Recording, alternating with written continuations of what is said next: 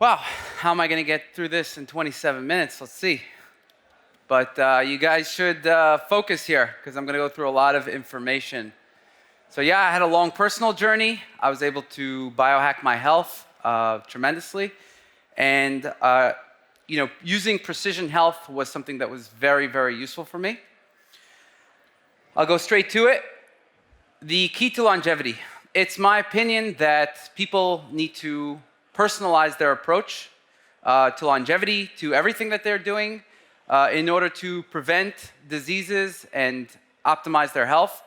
And you need to know what are your priorities, right? What you're at risk for, where are your weaknesses, and in that way you can not only live longer, but also live healthier, prevent diseases, and things like that.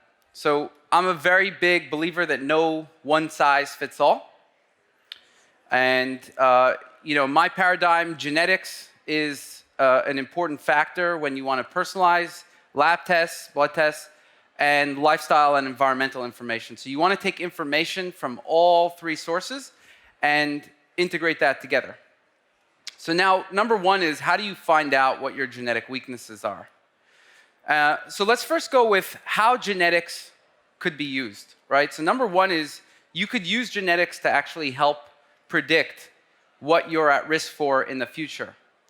It's important that it's a very complex science, and so you need to really be looking at a lot of data for this, but the technology exists now for pretty decent predictions. So, and then the other thing you could do with your DNA is also prioritize recommendations based on your DNA. Recommendations should not be solely based on single variants or anything like that.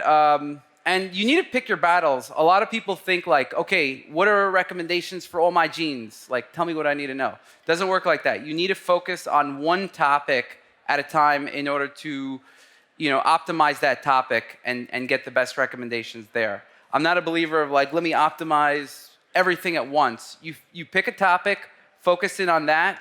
If you have a health issue, if you have risk for a health issue, you want to focus in on that, right? If your parents if you had genetic risks, if you have lab markers that are out of optimal range that are predisposing you to something, if you have a current issue, that's going to be the most important.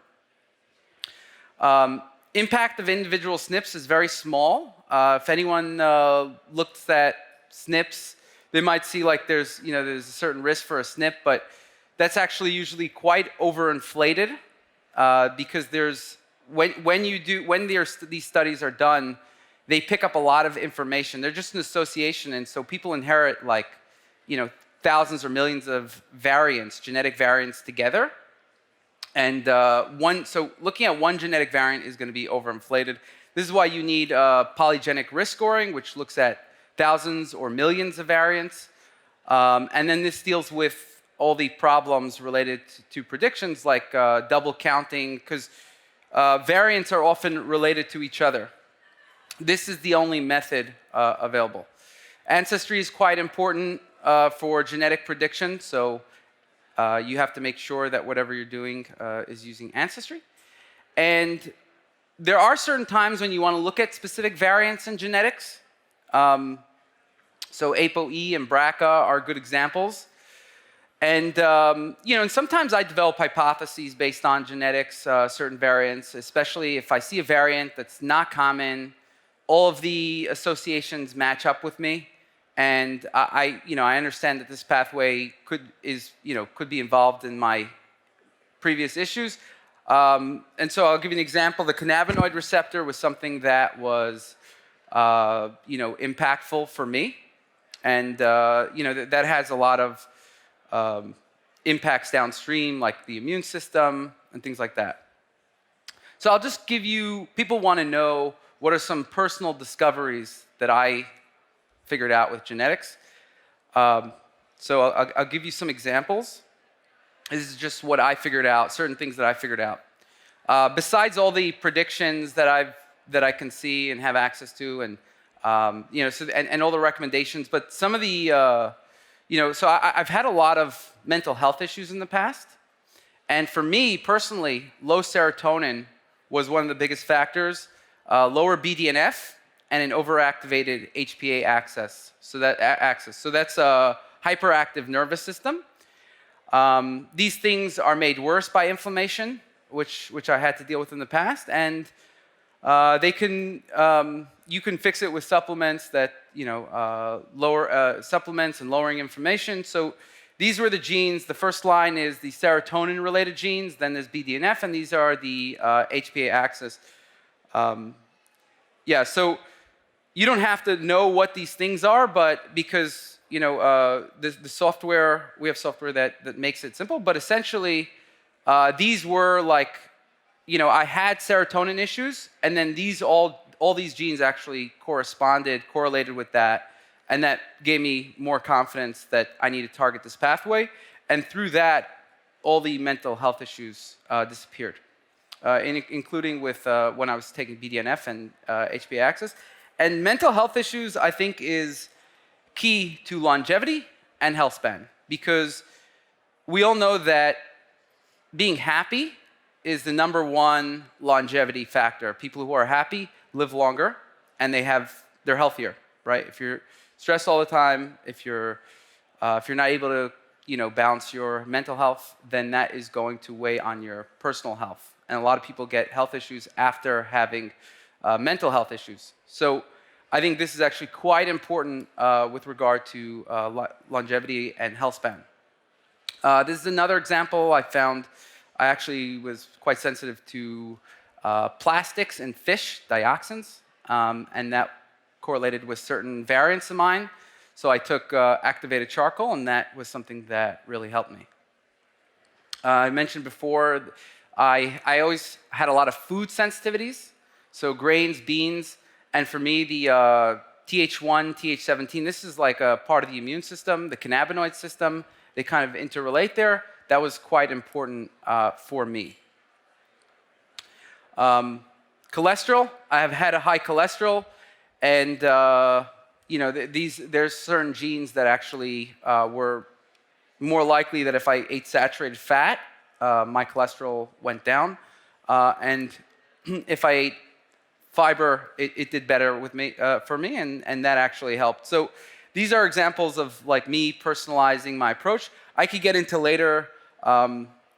Whether cholesterol is actually something that causes disease, the short answer is yes. I'll explain why in a bit. People want to know what my top 6 supplements are. So I'm just going to throw it out there because everybody, what are your top supplements? Not necessarily top 6, but these are my top supplements. But these work for me. They're not going to necessarily work for you. So, but everyone asks, so I'm just going to give it out to you, some good information. Pregnenolone, great for motivation. Shilajit, great for mitochondrial health. Thiamine is, for me, a magic potion for my mitochondria, for mental health, for a lot of things. Energy. Rhodiola is good that's one of the things I use for increasing serotonin. It does some other things as well. It balances the HPA axis as well. Resistant starch is really useful for me because it increases butyrate, and that seems to work really, really well in counteracting food sensitivities. It does improve the cannabinoid system, so that could be part of the mechanisms. Bioavailable curcumin and microdosing. So the bioavailable curcumin is really good for inflammation, and the microdosing is really good just for mental health, I think.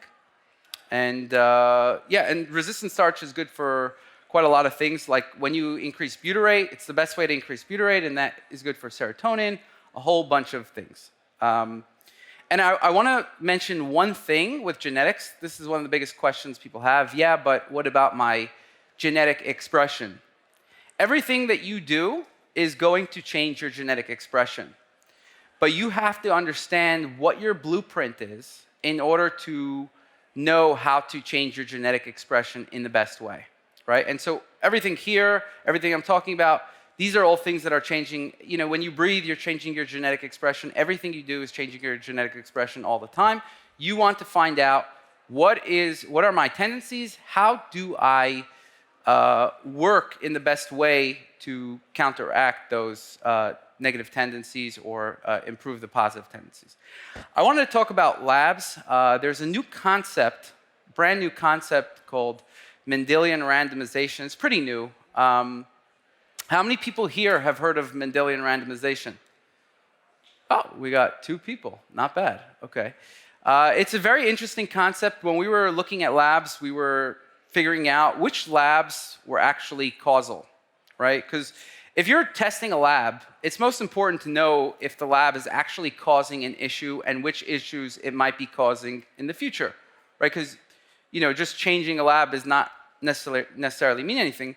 There's some exceptions, I would say. For example, CRP, because it is super connected to inflammation. So if your CRP is higher and you lower that, even though the CRP itself, the C-reactive protein, is not doing anything harmful in your body, based on these studies, but it's a pretty reliable predictor. But in general, you want to look at what are the factors that are actually causing your health issues or increasing your risk. So normally what studies do is they look at observational studies. People with higher levels of this tend to be healthier or lower risk for that. These observational studies are not accurate at all because there's too many confounding variables. So for example, the studies that say, let's say, if you have higher levels of vitamin C, that just means that you're eating more vegetables usually, right? So people with higher dietary intake of vitamin C, there's like all these benefits. And the question is, well, is it the vitamin C or is it the other things that are going along with it, the confounding variables? So how do you determine causality when there's, with labs? So there's 2 main ways, right? So number 1 is sometimes there's clinical trials and interventions. That's a very good way to find causality, of course. Sometimes it's not possible, right? Because something is either too long, it's too long of a life cycle. And then there's a new approach called Mendelian randomization that I mentioned, and preferably you want to look at both of these factors. So Mendelian randomization is they look at people who are genetically predisposed to have a higher marker of something. So some people have higher levels naturally of vitamin C. And this is an independent variable because your genetics are causing these higher predisposition rather than eating vegetables, right? And often these things are going to be independent on their own. So if you could see like, okay, I have genetically higher levels of vitamin C, what diseases are people with higher genetically vitamin C, levels of vitamin C? What are they less likely to get? What are they more likely to get? And then you can actually do a clinical trial and give vitamin C and see what happened. So that's a really cool concept in teasing out causation. And they're obviously much better than observational studies. So let's look at some interesting things with Mendelian randomization. And so I'll go through some just basic ones so you get the concept of like, okay, there's something to this. But this is a very accepted approach now in finding out cause. It's not the only thing, but it is a reasonable part of what you want to look at to figure out causation. So glucose, actually having genetically higher levels of glucose increases your risk of diabetes. Nothing too, surprising there. Heart disease, diabetic complications, Alzheimer's, we're not surprised over here, right? Blood pressure, actually people genetically higher predisposition have all these diseases, heart disease, stroke, migraines, Alzheimer's, type 2 diabetes, and reduced longevity, cognitive impairment. If your blood pressure is high, you got to take care of that. That's a lifestyle. You can change that with your lifestyle, and that's one of the biggest factors with longevity. So these are kind of obvious stuff. By the way, all these R's are references. When we give out the slides, people can actually look at the references. So high homocysteine, something that's interesting here is most people think of this as related to heart disease. It's actually not, based on these Mendelian randomization studies. but it is related to cancer, obesity. It does cause, there is some evidence that it causes these things, especially cancer. So homocysteine is also something you can easily get checked and see if you have high levels or not. And if you do, you want to reduce it because it's actually causing cancer. Now, this one has a lot of controversy. IGF-1, this is the hormone that it does a lot of things. It's insulin growth factor, causes growth in the body. There are some benefits, but there's a big debate of whether this causes cancer or not. And it turns out that people who have higher levels of IGF-1 actually have higher likelihood of cancer, type 2 diabetes, but they have reduced blood pressure and increased bone density. So there's some benefits, there's some risks. This is an example of you have to know what your goal is, right? If you want to reduce cancer because you have people in your family that had cancer or you have a genetic predisposition for it, then it's something that you want to focus on, right? If not, if you care more about blood pressure, then maybe having higher IGF-1 could be good for you. Okay, so I'll go through quickly some vitamins and minerals because this is interesting, and this kind of gets to the concept of why you need personalization. Because sometimes when you increase a vitamin or a supplement, it could actually increase risk for certain things, and so you want to know what the situation is. Genetically higher vitamin A levels may cause increased longevity and lower chances of osteoarthritis, which could be good. However, on the other hand, beta-carotene, these are the Mendelian Randomization studies, and also, in this case, actually some clinical trials. But if you have genetically higher levels of beta-carotene, you're more likely to get ovarian cancer and also bladder, lung, and ovarian cancer. So if that's something that you're predisposed to or something like that, that's something you want to be careful about and track your levels, and also look at what your genetic predispositions are. But essentially, beta-carotene supplements are probably not the best approach. There were some clinical trials there as well. So genetically higher levels of vitamin B12. A lot of people like B12, but people should know that actually it can cause lung cancer. So there's Mendelian randomization study and an observational study as well. And they actually found that increased vitamin B12 intake from food may increase lung cancer. So again, it gets back to personalization, right? What are your goals? For some things, B12 is going to help a lot, right? And you want to, you have to target those goals. You have to see, okay, what are my weaknesses? If you're not predisposed to cancer, taking more, or lung cancer, taking more B12 is not going to make a difference in terms of lung cancer because that's not going to be your issue. Vitamin C, so there is actually a causal association between vitamin C and reduced risk of heart disease and all-cause mortality. Now, vitamin D is an interesting one because a lot of people know about this one. It turns out that if you have genetically higher vitamin D levels, you're lower risk for multiple sclerosis. So that is something that vitamin D is actually causally preventing. Now, and the same thing with Alzheimer's. Now, the thing is that if somebody already has multiple sclerosis, the vitamin D does not actually treat it based on clinical trials. It's just they found that it could help prevent but not treat. So that's something that people also have to keep in mind. Sometimes something can help prevent, not necessarily treat. And this is what it doesn't help with. Basically, a whole bunch of other autoimmune conditions, cancer, heart disease, depression. Never helped with my mental health or autoimmune issues, so I can vouch for that. And it doesn't help with all these issues as well. Again, fatigue, ADHD didn't help mine, so IBD didn't help.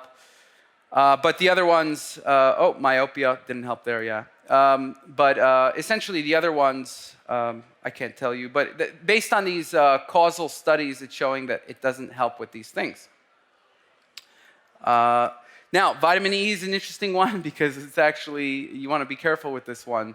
And again, it's just because we're getting these studies, we can start to see the causal, actually what's causing versus just what's associated. Because people who are eating foods with higher vitamin E generally will have lower risk because they're healthier foods. You're eating a better diet.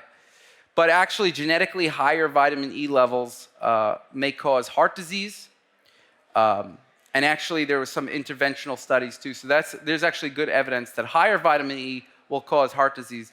So if you're genetically predisposed to heart disease, do not take vitamin E. Now, you want to get normal amounts of it in the food, of course, but do not supplement with it.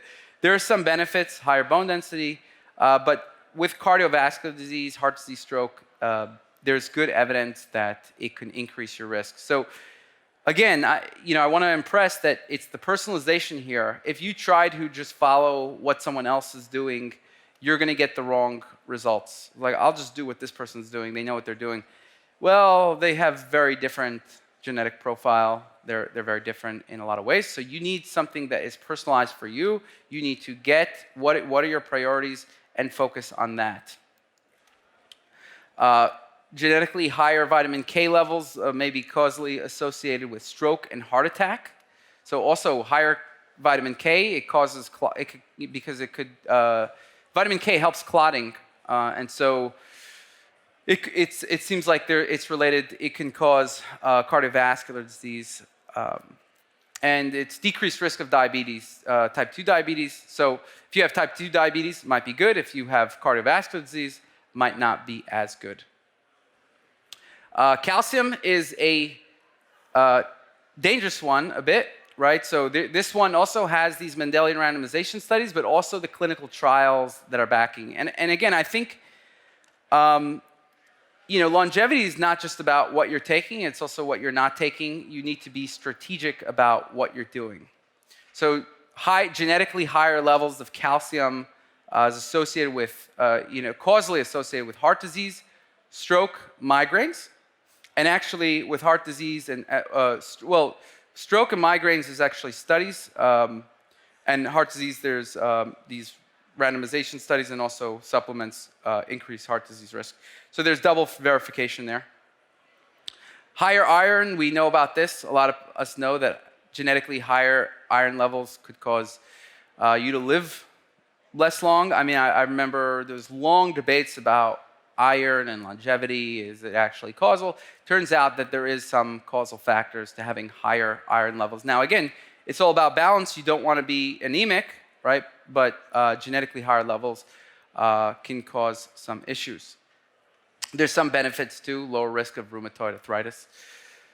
And magnesium, we all love magnesium, right? Who doesn't like magnesium? Genetically higher magnesium levels may cause rheumatoid arthritis, bipolar, and breast cancer, although higher intake is associated with lower breast cancer risk because the foods with high magnesium are probably, generally pretty healthy for you, right? So again, but if you are worried about breast cancer, I don't think you should, based on these studies, you should not be supplementing with magnesium.